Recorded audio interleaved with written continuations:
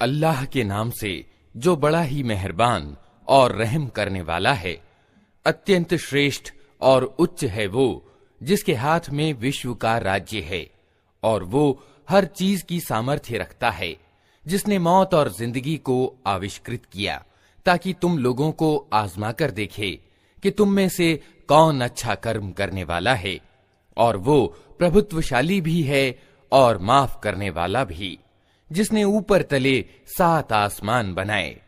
तुम रहमान यानी करुणामय ईश्वर की रचना में किसी तरह की असंगति ना पाओगे। फिर पलट कर देखो, कहीं तुम्हें कोई खलल दिखाई देता है? बार बार निगाह दौड़ाओ, तुम्हारी निगाह थक कर असफल पलट आएगी। हमने तुम्हारे करीब के आसमान को भव्य प्रदीपकों से सुसज्जित किया है और उन्हें शैतानों को मार भगाने का साधन बना दिया है। इन शैतानों के लिए भड़कती हुई आग हमने तैयार कर रखी है। जिन लोगों ने अपने रब के साथ कुफ्र यानी इनकार किया है, उनके लिए जहन्नम का अजाब है और वो बहुत ही बुरा ठिकाना है। जब वे उसमें फेंके जाएंगे तो उसके दहाड़ने की भयंकर आवाज सुनेंगे और वो जोश खा रही होगी, प्रकोप की भीषणता से फटी जाती होगी। हर बार जब कोई समूह उसमें डाला जाएगा, उसके कार्यकर्ता उन लोगों से पूछेंगे, क्या तुम्हारे पास कोई सावधान करने वाला नहीं आया था? वे जवाब देंगे, हाँ, सावधान करने वाला हमारे पास आया था, मगर हमने उसे झुठला दिया और कहा, अल्लाह ने कुछ भी अवतरित नहीं किया है, तुम बड़ी गुमराही में पड़े हुए हो। और वे कहेंगे, काश हम सुनते या समझते तो आज इस भड़कती हुई आग के भागियों में न शामिल होते। इस तरह वे अपने दोष को खुद स्वीकार कर लेंगे। फिटकार है इन दोज़ख वालों पर। जो लोग बिना देखे अपने रब से डरते हैं, यकीनन उनके लिए माफी है और बड़ा बदला। तुम चाहे चुपके से बात करो या ऊंची आवाज से, अल्लाह के लिए समान है। वो तो दिलों का हाल तक जानता है। क्या वही न जानेगा जिसने पैदा किया है? हालांकि वो सूक्ष्मदर्शी और खबर रखने वाला है।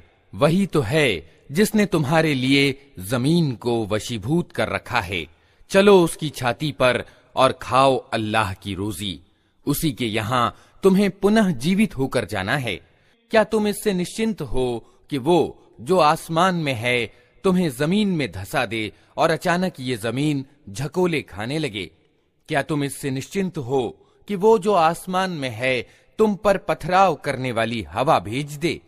फिर तुम्हें मालूम हो जाएगा कि मेरी चेतावनी कैसी होती है। इनसे पहले गुजरे हुए लोग झुठला चुके हैं। फिर देख लो कि मेरी पकड़ कैसी सख्त थी। क्या ये लोग अपने ऊपर उड़ने वाले पक्षियों को पंख फैलाए और सिकोड़ते नहीं देखते? रहमान यानी करुणामय ईश्वर के सिवा कोई नहीं जो उन्हें थामे हुए हो। वही हर चीज का निगहबान है। बताओ, आखिर वो कौन सी सेना तुम्हारे पास है जो रहमान के मुकाबले में तुम्हारी सहायता कर सकती है? वास्तविकता ये है कि ये इनकार करने वाले धोखे में पड़े हुए हैं। या फिर बताओ, कौन है जो तुम्हें रोजी दे सकता है अगर रहमान अपनी रोजी रोक ले? वास्तव में ये लोग सरकशी में और हक से मुंह मोड़ने पर अड़े हुए हैं। भला सोचो, जो व्यक्ति मुंह औंधाए चल रहा हो वो ज्यादा सही राह पाने वाला है या वो जो सिर उठाए सीधा एक समतल सड़क पर चल रहा हो? इनसे कहो, अल्लाह ही है जिसने तुम्हें पैदा किया, तुमको सुनने और देखने की शक्तियां दी और सोचने समझने वाले दिल दिए, मगर तुम कम ही कृतज्ञता दिखाते हो। इनसे कहो, अल्लाह ही है जिसने तुम्हें जमीन में फैलाया है और उसी की ओर तुम समेटे जाओगे। ये कहते हैं, अगर तुम सच्चे हो तो बताओ ये वादा कब पूरा होगा? कहो, इसका ज्ञान तो अल्लाह के पास है, मैं तो बस साफ साफ सचेत कर देने वाला हूं। फिर जब ये उस चीज को करीब से देख लेंगे तो उन सब लोगों के चेहरे बिगड़ जाएंगे जिन्होंने इनकार किया है, और उस समय उनसे कहा जाएगा कि यही है वह चीज जिसकी तुम मांग कर रहे थे। इनसे कहो, कभी तुमने ये भी सोचा कि अल्लाह चाहे मुझे और मेरे साथियों को तबाह कर दे या हम पर दया करे। काफिरों यानी अधर्मियों को दर्दनाक अजाब से कौन बचा लेगा। इनसे कहो, वो बड़ा दयावान है, उसी पर हम ईमान लाए हैं और उसी पर हमारा भरोसा है। जल्द ही तुम्हें मालूम हो जाएगा कि खुली गुमराही में पड़ा हुआ कौन है। इनसे कहो, कभी तुमने ये भी सोचा कि यदि तुम्हारे कुओं का पानी जमीन में उतर जाए तो कौन है जो इस पानी की बहती हुई सोतें